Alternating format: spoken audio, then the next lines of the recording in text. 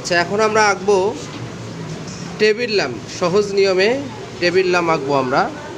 প্রথমে আমরা একটা উপরে একটা ডিম্ব আকৃতি দেবো, তারপরে এটার মাঝখানে একটা দেবো, এরপরে এখান থেকে গোল করে এটা নিয়ে আসবো, এই জায়গা থেকে গোল করে এটা নিয়ে আসবো, নিয়ে এসে এখানে আমরা এখন ডিজাইনগুলো দেবো। এই যে সুন্দর করে ডিজাইনগুলো দেবো। পরে নিচে এইটার ভিতরে এটা হচ্ছে ল্যাম্পের একটা অংশ।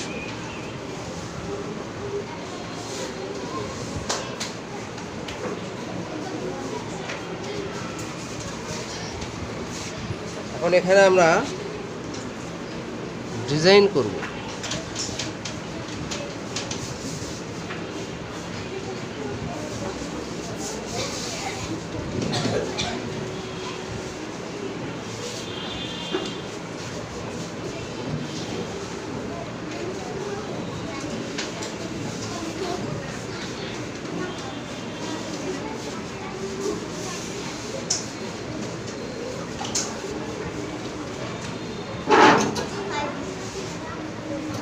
আবার এখানে একটা ডিজাইন।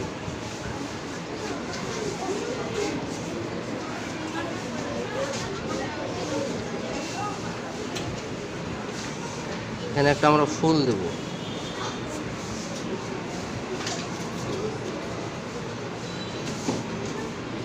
এরপরে এখন আমরা এটির রং মিশ্রণ পদ্ধতি দেখব একটু পর।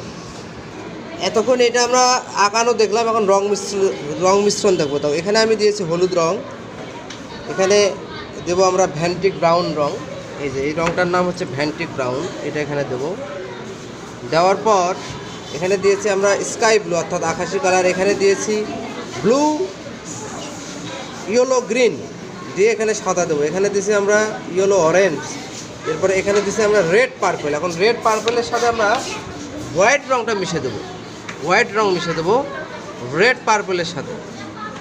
এই যে রেড পার্পলের সাথে আমরা হোয়াইট রং মিশিয়ে দেবো। আর ফুলে দিয়েছি আমরা হলুদ, এখানেও এই ফুলেও দিয়েছি হলুদ। এখন নিচে আমরা দেবো বেগুনি রং, এটা হচ্ছে রং।